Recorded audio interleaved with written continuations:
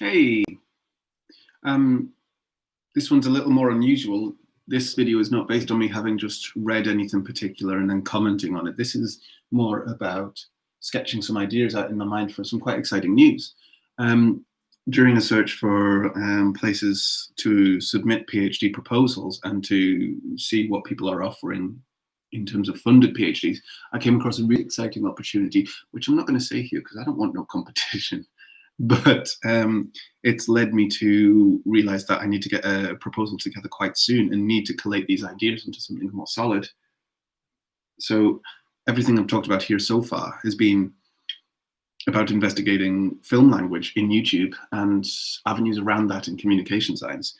But if I was to convert that into a 3-year research project, I don't know if there's much to go on there. So finding a particular opportunity for funding here has been exciting and led me to start drafting together a much more in-depth proposal.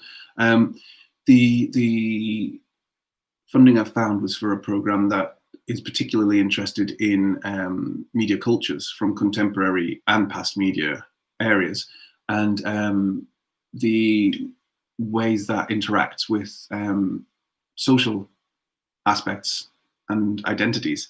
So thinking particularly about the social aspects of where there is media interaction between old and new made me think about my research. First of all, old and new media is ideal for what I've been talking about. I'm discussing YouTube from the perspective of an older media, from film specifically.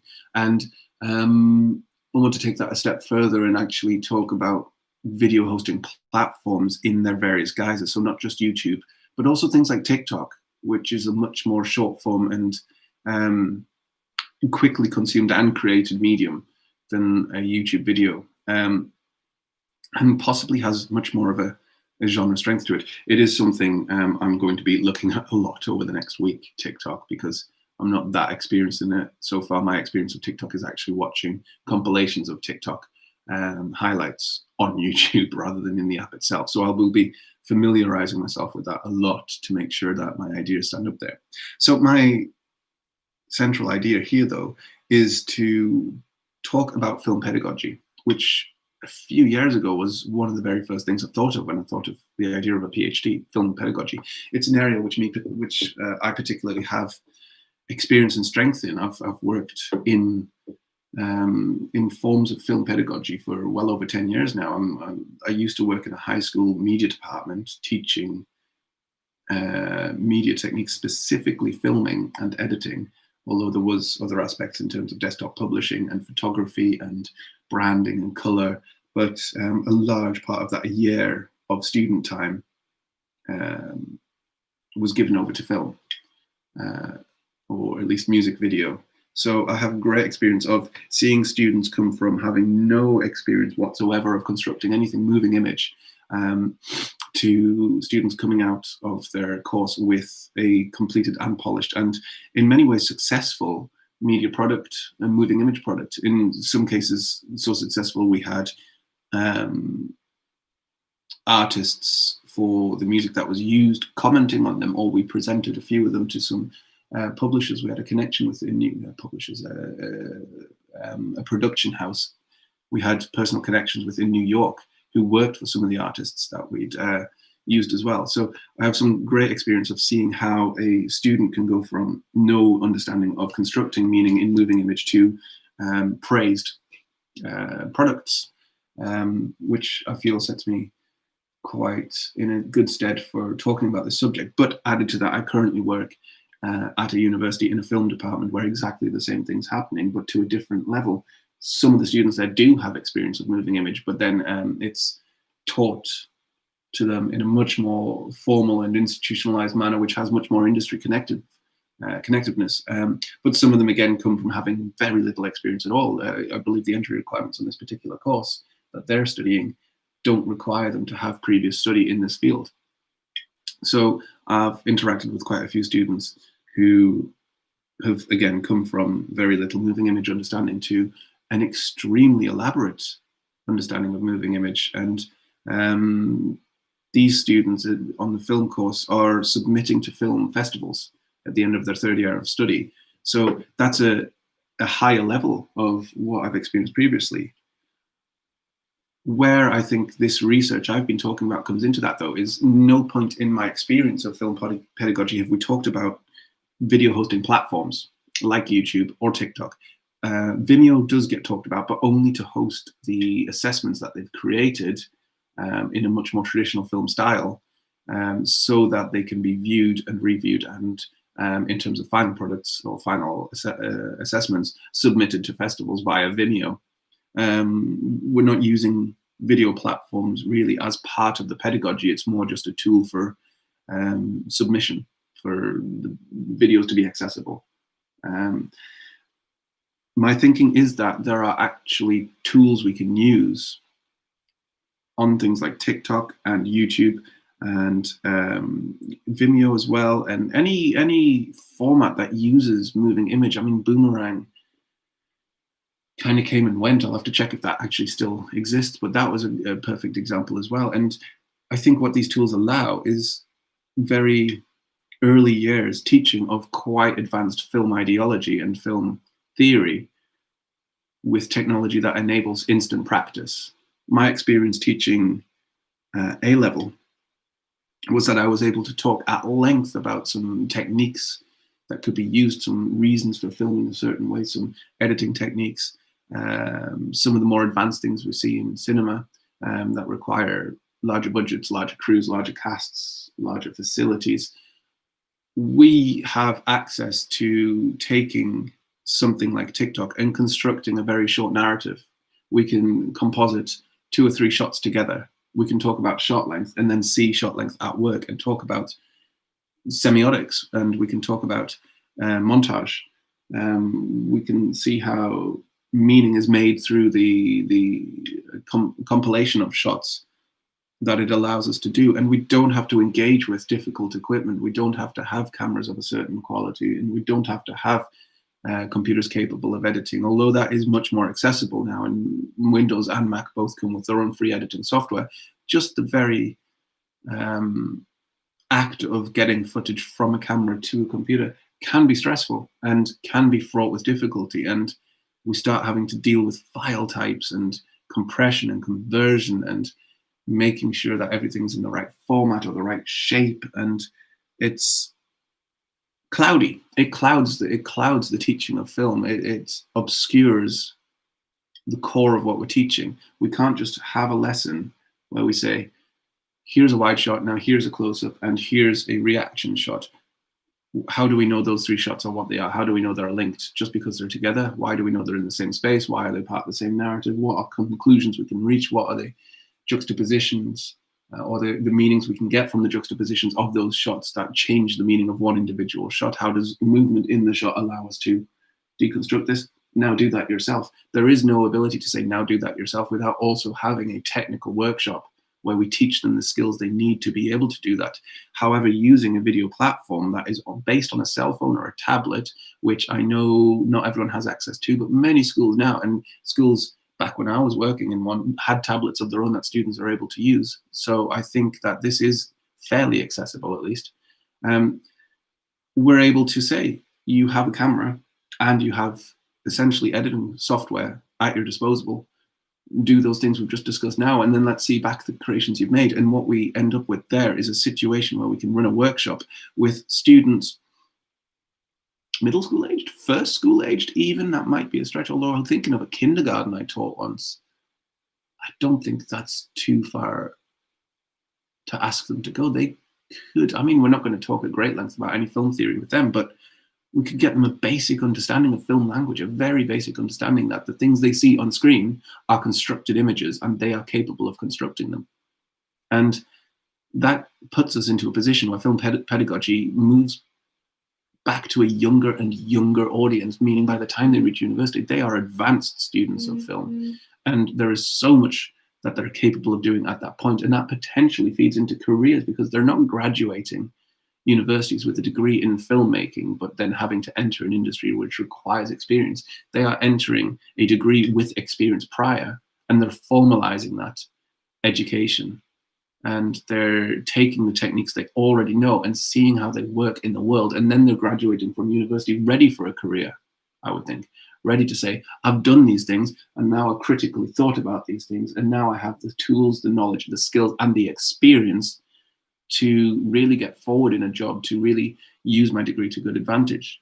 I mean, this is anecdotal, but in my experience, a media degree and a film degree, you kind of come out of university with a degree, but you can't expect to be earning much higher a wage than your friends around you, especially friends that didn't go to university. They've been in the work pool longer than you have, and they're earning money.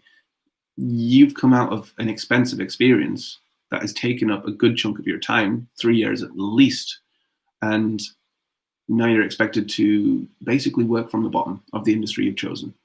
I can't think of many opportunities with a media or film degree where you can just jump into a high-powered, high-paying job straight away and compete with the people around you in terms of showing that what you did was worthwhile.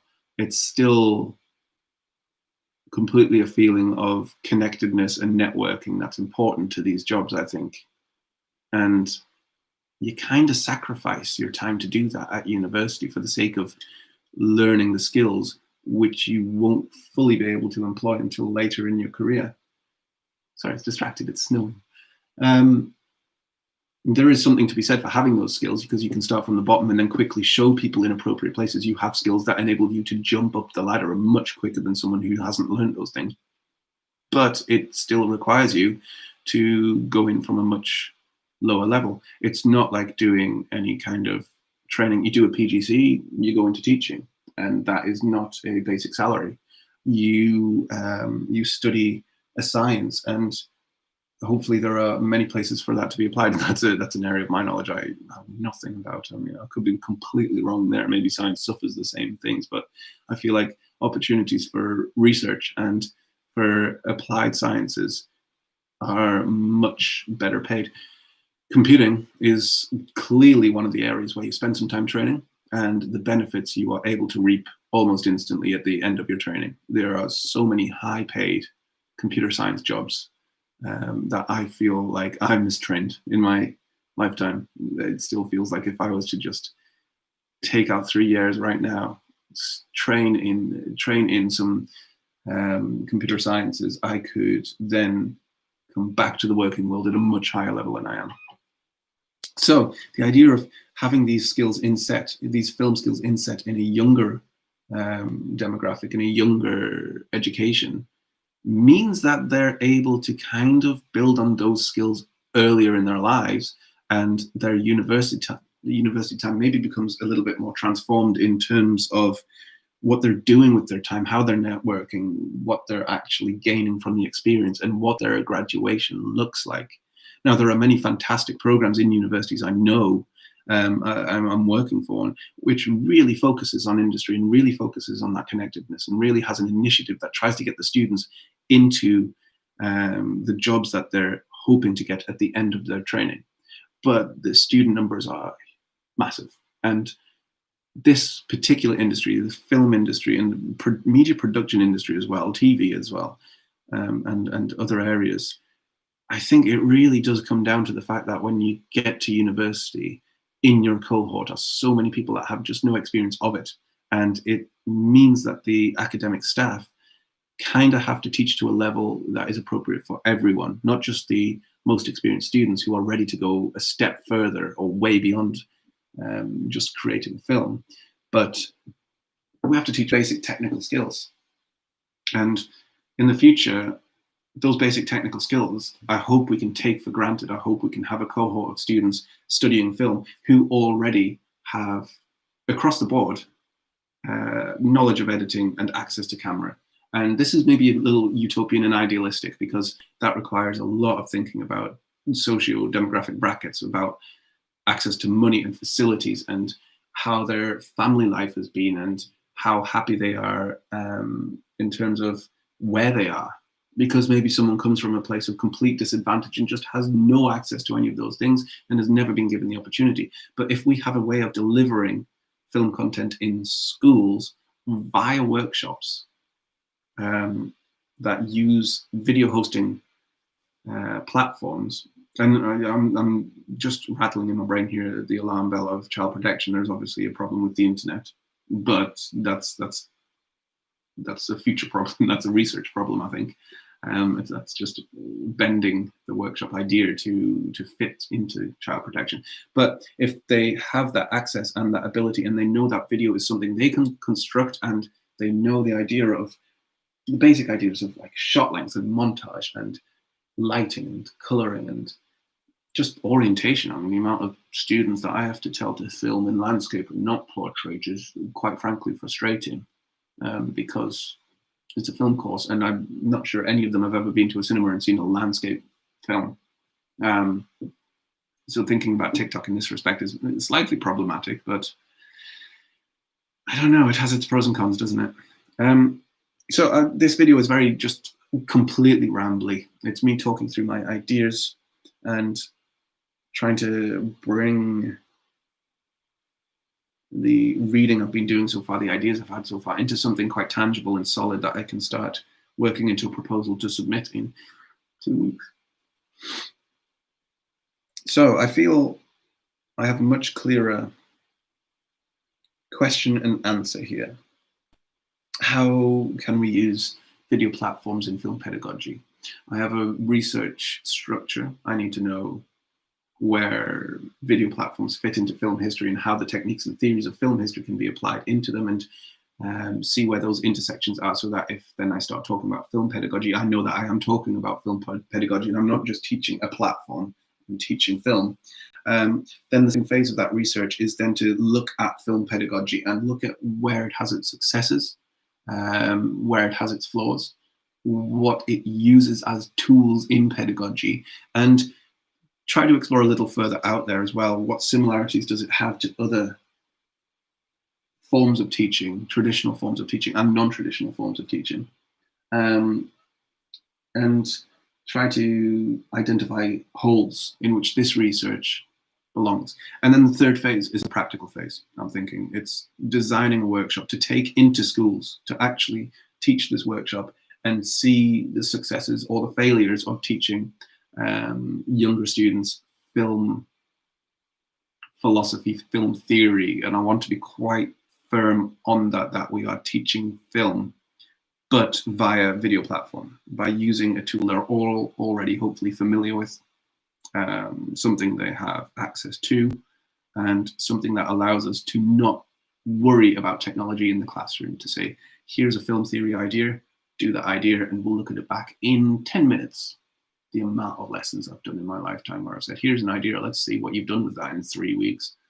An instantaneous feedback on film pedagogy would be the greatest goal I can think of with this research. So I have my 3 phases of research. I have my clear idea.